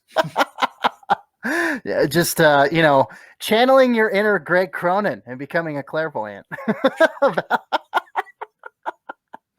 Anyway, before Sean's eyes roll any further into the back of his head with that big eye roll, let's talk about San Diego. Well, let's talk about Kevin Dineen, rather. I mean, obviously, Sean, you told me from The Athletic, Eric Stevens reporting his contract, Dineen's contract, ended June 30th. And my, not conspiracy theory per se, but I guess my kind of, wheels turning sort of theory on how things went was, all right, Kevin Dineen, former teammate of Seattle Kraken GM Ron Francis, both in Hartford and Carolina. You talk about the good old boys club. You talk about, again, the affiliation that we mentioned earlier between Seattle and Carolina. Ron Francis and Carolina and his ties there for the season. You also got Dineen and Ron Francis. Dineen's name is being floated around to coach AHL Palm Springs down there in the Coachella Valley come 2022-23. So why not give him, his contract is up. Dineen says, hey, Francis offered me this position. Obviously, it's going to be a year out, but, maybe he gave Anaheim a little heads up. That's the only way I can see Anaheim luring Joel Bouchard from Montreal. And again, maybe the organization there for the Canadiens is just that poorly run that they would let a up-and-coming coaching prospect like Joel Bouchard walk. Yeah. So the thing about, I think that's an interesting theory, and I could definitely see down the road Kevin Dineen being the Palm Springs baby Kraken, or whatever they're going to be called. the Thunderbirds, I think, is what I saw. I'm trying to Falcons. think of, if they do Golden Knights, Silver Knights kind of tier, would they be like the squid? Yeah, that doesn't really work as well. The octopi? I don't know. Too many calamari jokes. Yeah. But I could see Kevin Dineen, if that were a job that was going to start this year, being a thing. You could convince me that Kevin Dineen could be that coach. But I think his contract was up, and they didn't seem like Anaheim was in their press conferences or anything, really made any effort to re-sign him, which is weird. You don't see a lot of guys in those positions that are good coaches, just get to free agency and decide they want to test the waters, and then just not get retained when, an NHL job doesn't come up. Like Jay Verity, for example. Mm-hmm. I'm positive that Jay Verity, tried to interview for some of those NHL jobs that were open, and then he didn't get any of them. He comes back to Tucson, no problem. Same thing with Bouchard. He wanted to go for an NHL job that was an HC instead of an AC. Doesn't get any of them. Comes back to Laval. That's obviously not what happened. But same thing with Dineen here. That's what was projected to happen, though. A lot of people, including Patrick Williams, was don't count out Bouchard as a head coaching candidate in the NHL.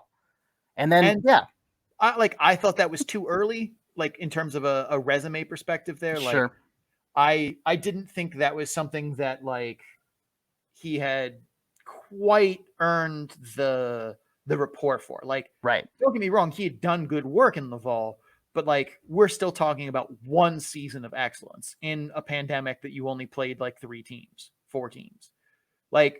Yes, I think that there's a lot of good bones there to that structure, but shortlisting him for NHL jobs felt premature. At least I would have wanted to see another good year from him in Laval, 2 more good years from him in Laval. Not that I didn't trust that what he was doing was sustainable, but more, I wanted to see more results before. But I liked a lot of good things about that. Dineen, on the other hand, I felt like he had 2 good years in San Diego. He got Max Comtois to the Ducks to do well, I think that's a feather in his cap. Mm-hmm. There are a lot of like parts of this where I'm just like, you wouldn't have thought San Diego would just let him go, because it's not like they could have known Joel Bouchard was going to be available to them until, June 30, July 1st, June 30th. Like, because that's called tampering if they did.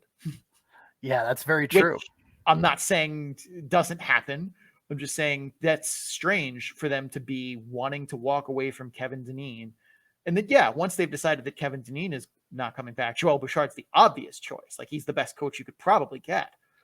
But, like, it's weird that they were like, oh, yeah, Kevin Dineen did 2 years here. He did well in both those years. He developed some guys that we expected him to. The team won games despite at several points them being stripped down as far as you could get. Like, this is something where I feel like whatever happened between Dineen and the Ducks, we're never going to know, because this feels more than just the Kraken offered him an AHL head coaching job. Because that's still a lateral move for him. Like, even if they offered him a little more money or a little whatever, like, that job isn't available for another year. What's he doing? That's the only part that feels off about this. Like, I think down the line, we're going to see him as the first coach of Palm Springs. But that gap year in between where I guess he's just going to sit at home and, drink beer and watch hockey, like, that feels weird. Or maybe he goes to Charlotte to be an assistant out there. They hire him. They put him out there to coach the prospects in Charlotte. I didn't think about that until just now. True, but if Ron Francis managed to negotiate all of that, that's amazing. Like, that's unbelievable in the sense that until you tell me that that's what happened, I actually don't believe that any team would be like, oh yeah, we're going to let you name an AHL coach later on that we're going to bring on our staff here because we agree to this affiliation with you. And that coach is a coach that you currently don't employ, but are like in, very, very tampering talks with about making this. Like, wow, that is some deal making that is legendary and probably illegal by NHL rules. But if he pulls it off, holy crap, that is Ron Francis early front runner for the made up GM of the Year award. Yeah, right. I mean, that he won't even get nominated for, even if you look at it like that. Because look at Joe Sakic fleecing the league for the past 3 years in trades, and the award is made up. But it is.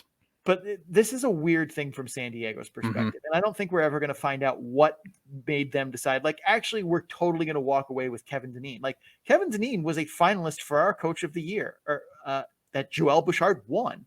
So, like, you could tell me that Joel Bouchard is a better coach than Kevin Dineen. But, like, is it absolutely true? No. Like, is there an objective measure that puts Joel Bouchard 0.2 over Kevin Dineen? Like, once you decide that you're moving on from Kevin Dineen, you're looking for a new coach. Bouchard's the obvious choice, but, like, it feels weird that they were totally okay letting Kevin Dineen walk.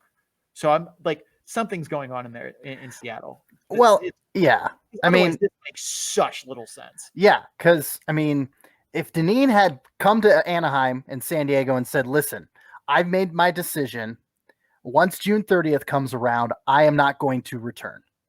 And if Anaheim knew, because they'll definitely do their research and be like, which coaches' contracts are expiring, AHL coaches, and to go after a guy like Joel Bouchard and to land him, I mean, they had to have put in a hell of an offer just to circle back around to that. Reports, like, Anaheim pushed Bouchard immediately, which, I mean, again, he was clearly the best coach in the market for that position. Right. You shoot your shot, and good for them for doing it. Montreal should never have let it happen, but, like, whatever. I understand. It's just weird to me because usually when you see coaches with that last year of their contract, like, they're in negotiations, and in most cases, unless they know they're not coming back or they're going somewhere else or they want to shoot for NHL jobs, there's still like a deal in the drawer. It's like, all right, let's sign, something that's just in the drawer here. You shoot for your shot for an NHL job. You don't get it. You want to come back here, right? Like, that's an obvious one. But So we'll just have this contract already drawn up. We're all good with it. You know, you don't make an NHL gig, you come right back here, you sign this, we're good. Like, that's how I imagine a lot of things like this happen. Like Jay Verity in Tucson. Mhm. I would have imagined that would have happened in Laval. Like, hey, if an NHL team will hire you as a head coach, we're happy for you. Go shoot your shot. We don't have that position available right now for you. But like, if you're coming back to this league, why would you go somewhere else? Like, we'll pay you whatever. You gotta keep your man at that point. But anyway, we're getting in circles here. But this is one where like some stuff happened, and I doubt we will ever learn about it unless, you know, Mark Bergevin and Patrick Williams happen to be in a bar, and 4 shots later we find out the truth. Like, otherwise, I don't think we ever learn the details of how this coaching swap happened, because man, it's weird. It is. And, you know, being a correspondent in the Pacific Division, sounds like I may need to reach out to Joel Bouchard and be like, hey, now, can I have an all-exclusive sit-down with you to talk about what the hell happened? I mean, I looked at some articles that were in French that I had to translate that, like, he had offers from Laval to stay as their head coach and to be an assistant on Ducharme's staff, and he walked anyway. Now, I translated them from French on Google, so either that's what happened or he was just trying to get sunglasses. It's, you know, but like, this was a very clear decision of not just to go to San Diego, but to leave Laval to do it. Yeah. Yeah. I mean, especially after winning the division in such a strange year, you would think Montreal is like, okay, you know, our team just made the Stanley Cup final. Albeit a very unlikely run that they had. I mean, why wouldn't you want it? Like you mentioned, Jake Evans, Cole Caulfield got his professional start, quote unquote, in the AHL. Caulfield was always going there. Like, he played 3 games for Laval. I'm not giving Bouchard credit for that one. Cole Caulfield was 100% always going to be in the Canadiens lineup, unless Ducharme did dumb stuff and was like, but what if we benched him for 2 games in the Toronto series? Dumb. Anyway, but like, I don't know. There are a lot of other guys too. Like, he is Paling looking like he could be an NHL player after he was basically a write-off. Like, he was terrible, and that's a guy they needed to work. He has a lot of other good prospects who did good years this year and took steps forward in their development, and they just let him walk. Kevin Dineen, same thing. He turned Max Comtois into an NHL player after a season in the AHL. Like, could you tell me that Comtois always would have gotten there? Sure, but like, that's one that Kevin Dineen can put as a thing on his resume. He played enough games in San Diego that you can say Kevin Dineen had an impact on him. Right. That's true of a lot of other guys too that have gotten game time in Anaheim. Like, maybe he didn't develop Drysdale and Zegras, because I mean, those guys are probably always getting there. But like, there are other players that he has put into Anaheim that is taken from being prospect to NHLer that is a success in his 2 years, which is not a long time, but he was doing good. And they were just like, yeah, but what if we threw all of that work you did away to go with some other guy? Both organizations did that, and in both cases, I'm like, that's if San Diego doesn't land Bouchard here and they just let Dineen walk and grab like some other guy, that's a huge misstep by them. The only reason this comes out as a success for them is because of who they found. Other than that, these are weird moves. I don't get them. And that's why I think, to put a nice little bow on it from my end, that's why I think Dineen let them know ahead of time, hey, I'm going to be moving on, whatever that means for him. Whether he does take the Palm Springs job and is, you know, on the bench in in Charlotte for a season to oversee those prospects for the Kraken, whether it's that or whatever, Dineen, I think, showed Anaheim his hand and said, I am moving on from this organization. You should probably look for another head coach. That's the only scenario I can think where San Diego would be able to get a guy like Joel Bouchard on short notice. Yeah, that is, I mean, that does make sense. Yeah. Like, I'm not saying it's true, but it is one that it does check all the boxes. Like, sure. I would like to believe that these teams do things that make sense, but then again, Montreal let Bouchard walk. That should have never happened. But yeah. Especially too, like, another really good guy that would have been for that job just got hired to an NHL job. Arizona, Andre Torigny. Yeah, I can't pronounce his name, but that sounds right. Would have been like, if he didn't get hired for the Arizona job, that would have been a very good, that would have been a very strong candidate for the Laval Rocket job. But now we're late in the coaching carousel too. Like, most people already have a dance partner at this point. You're in the last.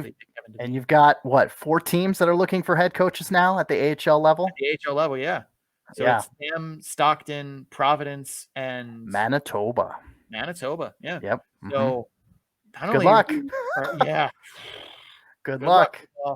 Yeah, it's going to be interesting. But anyway, we have spent half an hour talking about head coaches, and we got to wrap this episode up. So give us a moment. We're going to talk ECHL affiliations. Always a nice little spinning wheel, spinning round when it comes to that. But first, Sean, tell the people where to find us if this is their jumping off point. Yeah, if you were just here to listen to us wax poetic about the coaching change that shocked all of us on Friday, thank you for listening.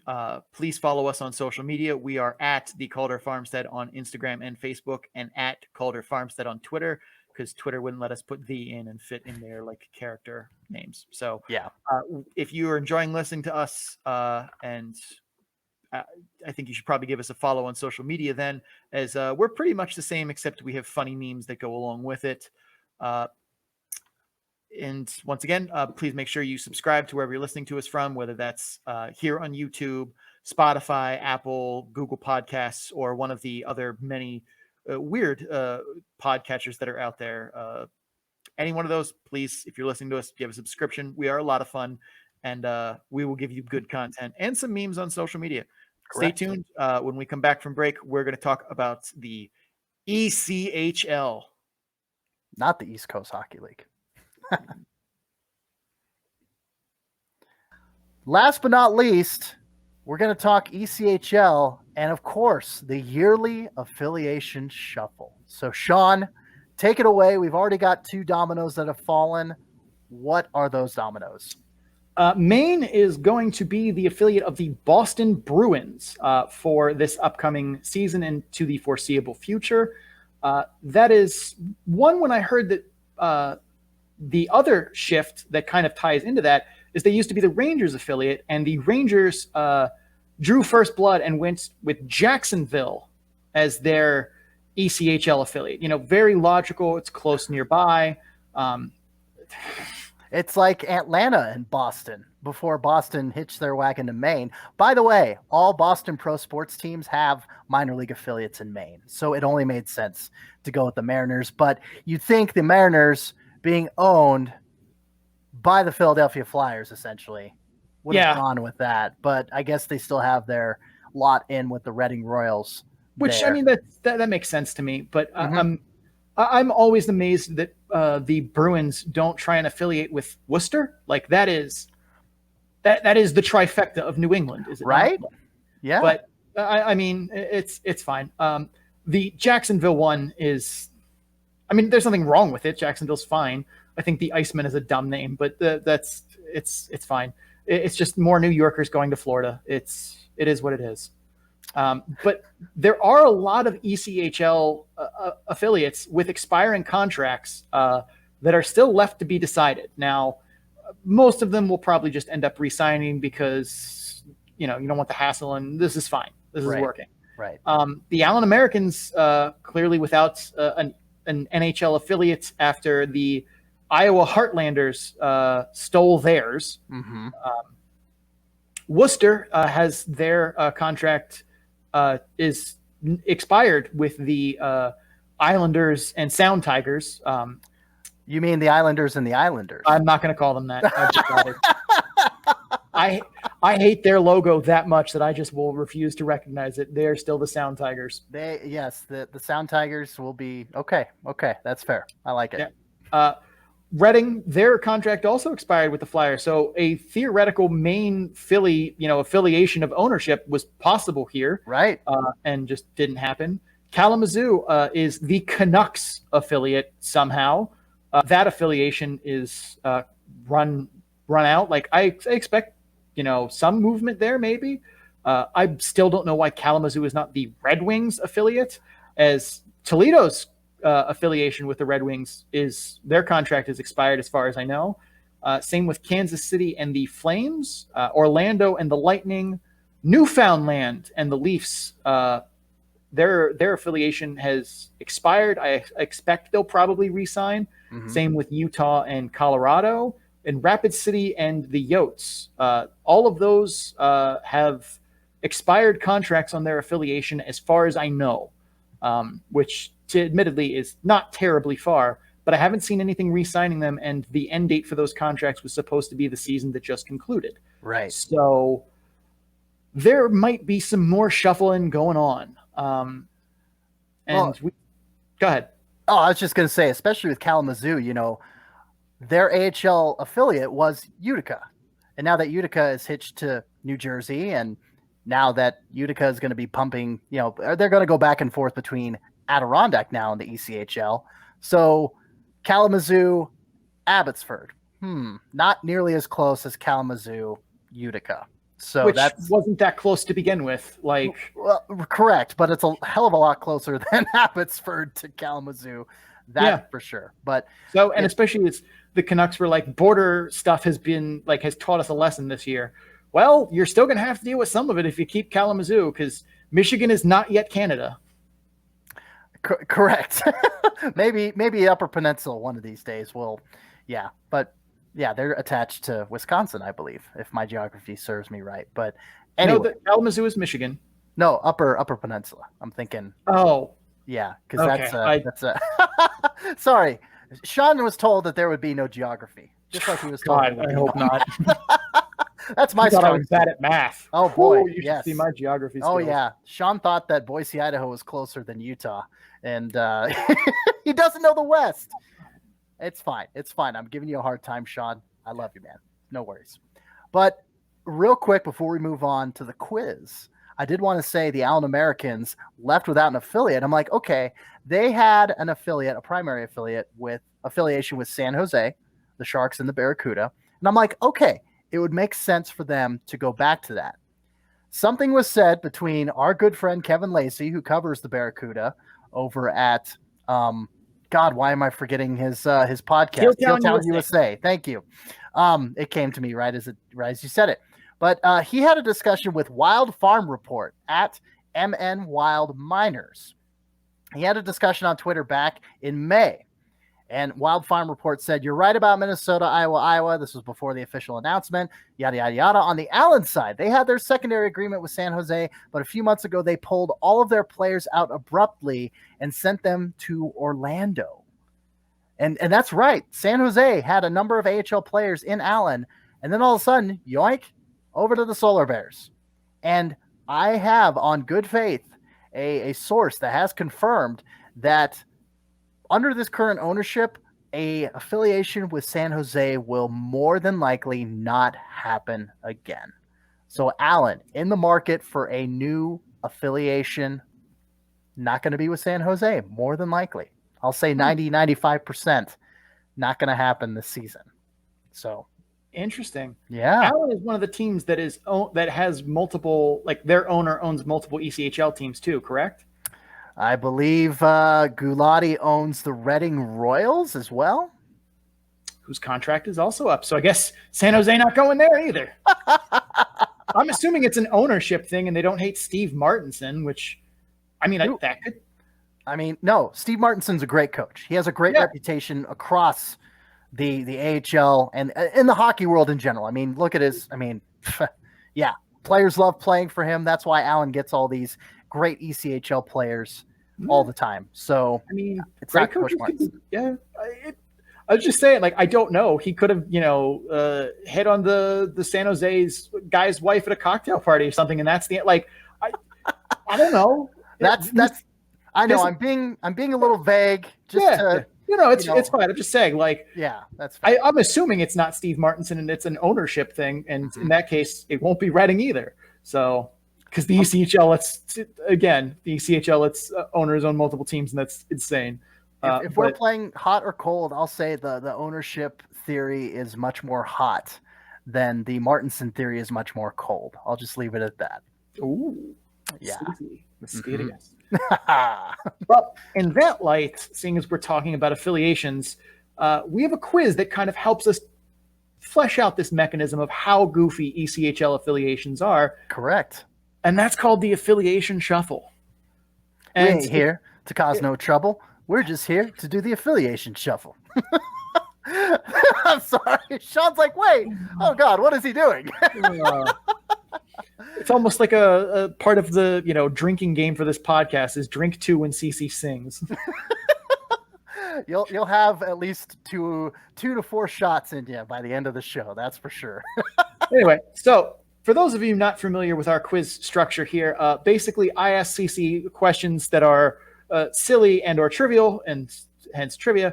And if CC wins the whatever arbitrary bar I set for winning the quiz, he will get 30 completely made up seconds to riff on whatever topic he feels necessary for that time period. And if he does not pass, I get to do it.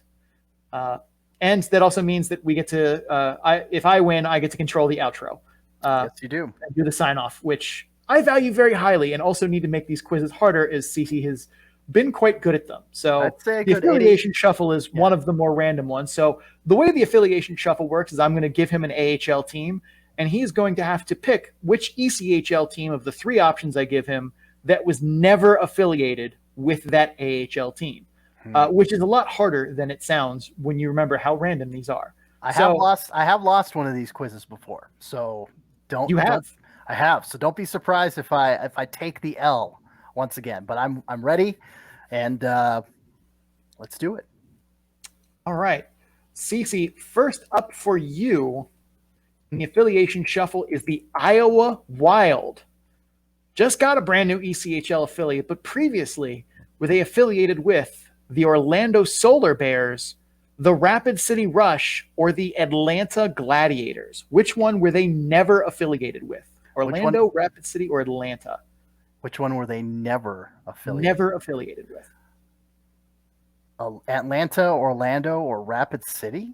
Correct. Those are your choices. Jeez. I'm gonna say Orlando. Final answer. CC, you are 0 for 1. The answer we were looking for was the Atlanta Gladiators. Iowa had a 1-year affiliate with the Orlando Solar Bears in 13-14. And Rapid City? Rapid City 17-18. Drats. Okay, 0 for 1. Let's rebound on question 2. Here we go. Yep. The Providence Bruins. Never affiliated with, is it A, the Manchester Monarchs, B, the Reading Royals, or C, the South Carolina Stingrays? Stingrays. Final answer. CC, you are 0 for 2. The answer we were looking for is the Manchester Monarchs. I should have gone with that. That was my gut react. I'm not used to losing. South Carolina Stingrays 13-14, 14-15. Reading Royals 09-10 were the only years they had those affiliations, but they did happen. They did happen. There are 7 of these, by the way. Yeah. You need 4 to pass. You are currently correct. Yeah, so I got to get I only have room for getting 1 more wrong. So, Yep. Third, the Hartford Wolf Space Pack. Not to be confused with Wolf Pack, one word. Mm-hmm. Hartford Wolf Pack. Were they never affiliated with A, the Charlotte Checkers, B, the Cincinnati Cyclones, or C, the Greenville Swamp Rabbits?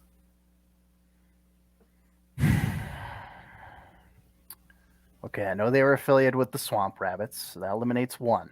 So that narrows it down to Charlotte. And what was the other option? Cincinnati, the Cincinnati. Cyclones. Okay. Cincinnati, final answer. He's on the board. Cincinnati is correct. Yes. Whew. Feels good to get that first one. Yep. Charlotte affiliated from 97 to 2010. So pretty long affiliation, but also not recent. No. And Greenville, you were correct. They were affiliated 15 to 18. Mm-hmm. All right. Next up, the Rockford Ice Hogs. Were they never affiliated with A, the Toledo Walleye, B, the Pensacola Ice Pilots, or C, the Wheeling Nailers?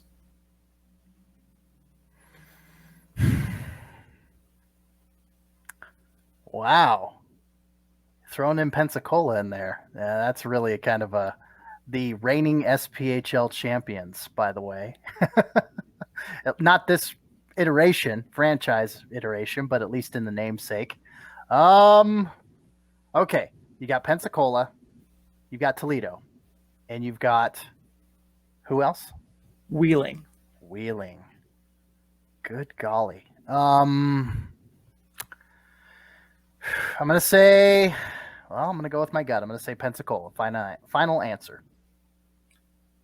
Oof. The answer we were looking for is the Wheeling Nailers. See, I know that they have been affiliated with Wilkes-Barre and Pittsburgh forever, but I thought there might have been a secondary. Damn it. Pensacola was 07-08, Toledo 09 to 2014. Would you believe I saw the Pensacola Ice Flyers play the Idaho Steelheads in Boise, Idaho back in I would believe that. Yeah. Yes. Yeah, they did make that trip. So there you have it. Very surprising. All right, I got to go for 3 in a row here. All right. 3 in a row. First one up here. The Manitoba Moose. Oh, boy. Were they never affiliated with A, the Tulsa Oilers, B, the Rapid City Rush, or C, the Jacksonville Icemen? Okay, I know Jacksonville had an affiliation with Manitoba, so that eliminates them. So it's between Rapid City and Tulsa.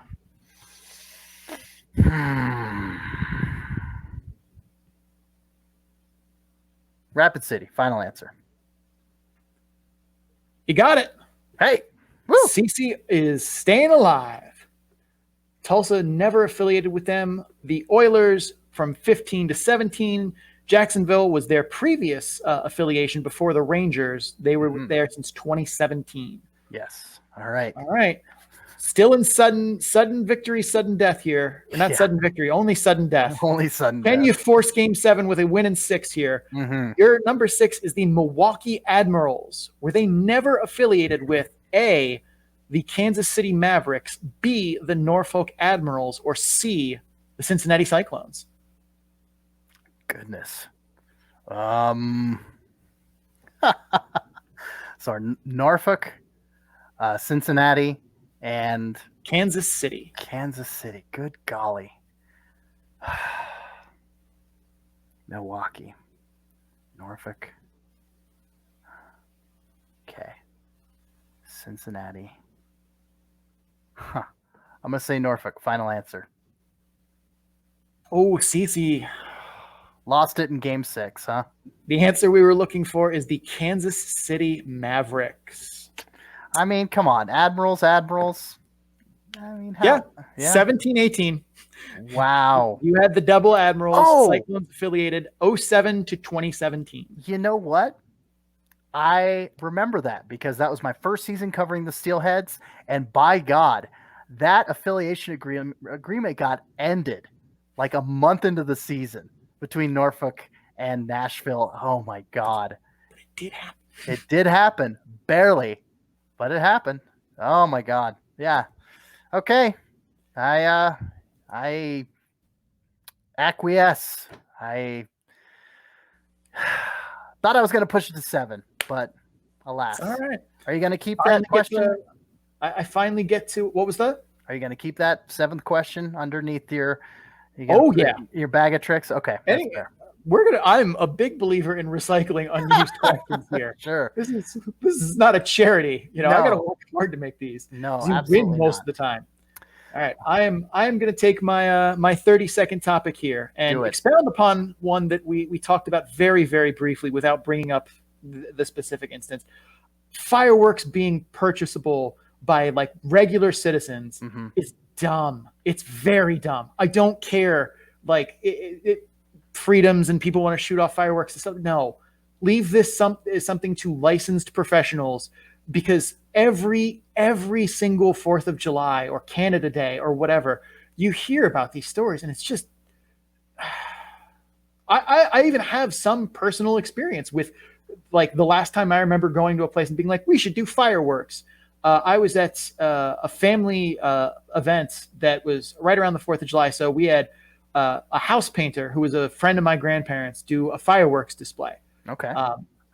Friend of the family for a long, long time. He actually painted my dad's door like the month earlier, gave it a new coat of paint. And he's setting off the fireworks, and the thing tips over and shoots one where my dad was sitting like 10 seconds prior. Oh my God. And if he would have still been sitting there, he went up to get like another beer, and it would have hit him. No questions asked. And my dad looks at him and goes, "You got the payment for the door, right?" I mean, at least he could laugh it off there, but I mean, yeah, but it was one of those things where it's like, yeah, that could have been a tragic, and it happens every year. We shouldn't. This is something that we just shouldn't do as a country. There are states that have it outlawed. Just nationwide, stop buying fireworks. Don't do it. Go to your community's fireworks show. They will do a 10 times better job than you ever will. The only thing you also shouldn't do while there is film it. No one is ever going to watch that. Stop filming fireworks. Stop. All right. Cece, let us start the outro here, which now has a weirder order than usual. It does. It flips to you now. You start the outro. We retooled it a little bit, but now I was going to start it, but since I lost, I took the L. Now Sean's going to start it. So take it away, Mr. That's O'Brien. it for the show. Thank you for watching and or listening. The Calder Farmstead is part of the Full Press Radio Network. You can listen to this and a number of other great hockey, sports, and sports entertainment podcasts and programs at www.fullpresscoverage.com. Just click the podcast drop-down menu on the top right portion of the website and enjoy. And if you guys are enjoying the Calder Farmstead, please make sure to subscribe so you get episodes in a timely fashion. Also, please rate and review the podcast wherever you are listening to it from, or if you're watching it on YouTube, like the video and comment what you thought of the episode. Doing so helps others find the show, and your reviews help us improve it. You can also follow the show on social media at Calder Farmstead on Twitter, at The Calder Farmstead on Instagram and Facebook. Links to all of that and more can be found in our link tree, which is linktr.ee/The Calder Farmstead, or if you're watching on video, you can see it scrolling below. And last but not least, big thanks to Adrian Drake, who made our theme music. You can find him on social media at AD_dysfunction. That is DYSFUNCTION. And Shawnee, where can people find you? You can find me on Twitter at SeanO'Brien81. That's SeanO'Brien 81. I'm also on Instagram at SeanO'Brien_81. Both of those are personal accounts. My Twitter is mostly hockey takes, mostly AHL with some NHL mixed in, but also some pop culture, some nonsense, some other sports as well. My Instagram is mostly my dog, who is adorable, but also occasionally other random things. If you're interested in the stats that we talked about today, the point shares, you can find all of that and a lot more on my Tableau page at bit.ly/datadumpandchase, all lowercase, all one word. Cece. My name is Cece Hockley. You can find me representing Full Press Hockey on Twitter at FPC_AHL, and at my personal Twitter account at CCHawk. That's SEESEEHAWK. You can also follow me on Instagram at that handle as well. I have a cute dog, maybe not as cute as Parker, Sean's dog, but cute nonetheless. So no, he's cute. Riken is cute, but yeah, follow me on my social media accounts, Talking Hockey, and my cute dog Riken. Check out all of my writing on the Full Press Coverage Network at www.fullpresshockey.com. You can check out my most recent article where I ran down who is theoretically going to be returning to the Colorado Eagles next season, who has departed, and who the Avalanche and Eagles need to re-sign for the guys at the AHL level. Sean, take us home. That is it for the show. For Cece Hockley, I'm Sean O'Brien. Thank you for tuning in, and please dump and chase responsibly.